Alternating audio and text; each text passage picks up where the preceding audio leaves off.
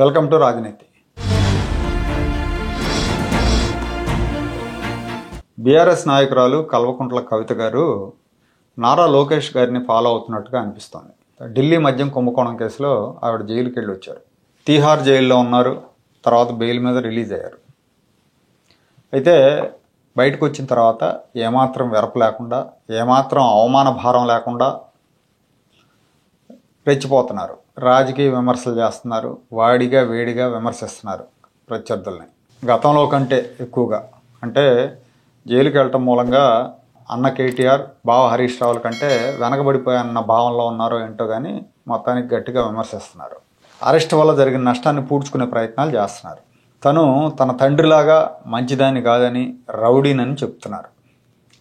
నిజంగా సిగ్గుచేటు. భారత రాజకీయాలు, ముఖ్యంగా తెలుగు రాష్ట్ర రాజకీయాల్లో రాజకీయ నాయకులు మేము రౌడీలమని చెప్పుకోవటం అనేది, దాన్ని జనం ఆహ్వానించడం ఎంతవరకు సమంజసమో నాకు అర్థం కావట్లేదు. నేను మంచివాడిని, నన్ను అభిమానించండి, నాకు ఓట్లు వేయండి అని చెప్పుకోవాలి కానీ నేను రౌడీని, ఒక్కొక్కళ్ళ సంగతి తేలుస్తానని బెదిరించడం ఏంటో. యాక్చువల్గా ఇప్పుడు కొత్తగా రౌడీ కాదు ఆమె వ్యవహార శైలి ముందు నుంచి రౌడీజమే. కవిత 10 ఏళ్ళు బీఆర్ఎస్ పార్టీ అధికారంలో ఉన్నప్పుడు ఆమె వ్యవహార శైలి చూసిన వాళ్ళందరూ రౌడీగానే అనుకుంటారు. ఆమె షాపింగ్కి వస్తే బంగారపు షాపులలో నగలన్నీ దాచేస్తారన్న ప్రచారం ఉంది, విలువైన నగలన్నీ. ఎందుకు అంటే ఆమె కన్ను పడితే, ఆమెకు నచ్చితే ఆమె కొనేయదు, తీసేసుకుంటుంది, బిల్లు చెల్లించదన్న ప్రచారం ఉంది. అందుకే దాచేస్తారంట.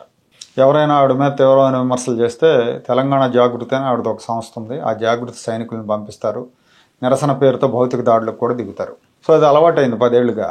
ఇప్పుడు కాంగ్రెస్ నాయకులను ఆవిడ అలాగే బెదిరిస్తున్నారు. నేను ఒక రౌడీని, మీ అందరి సంగతి తెలుస్తానని. తర్వాత ఇంకో విషయం ఏంటంటే, మాకు కూడా ఒక పింక్ బుక్ ఉంది, దానిలో అందరూ వివరాలు రాసుకుంటా, అధికారంలోకి వస్తే అందరి సంగతి తెలుస్తా అంటున్నారు.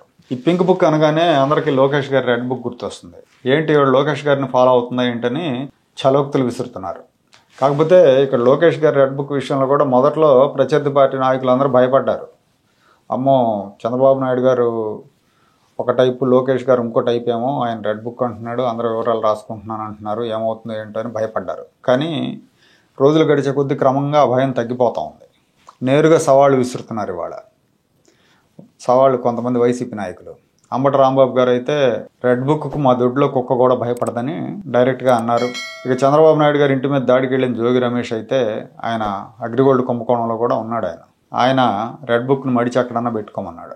చాలా దారుణమైన కామెంట్ చేశాడు. పేరు నాని కూడా అంతే, రెడ్ బుక్ అయితే ఏంటి, నా రోమం కూడా పీకలేరు అన్నాడు. అంటే పూర్తిగా వాళ్ళకి భయం పోయింది అనుకోవాలి. మరి ఇప్పుడు కాంగ్రెస్ వాళ్ళని ఈ పింక్ బుక్ ఎంతవరకు భయపెడుతుందో చూడాలి. పైగా ఈ పింక్ బుక్ అమల్లోకి రావాలంటే బీఆర్ఎస్ పార్టీ అధికారంలోకి రావాలి కదా అని కాంగ్రెస్ నాయకులు అంటున్నారు.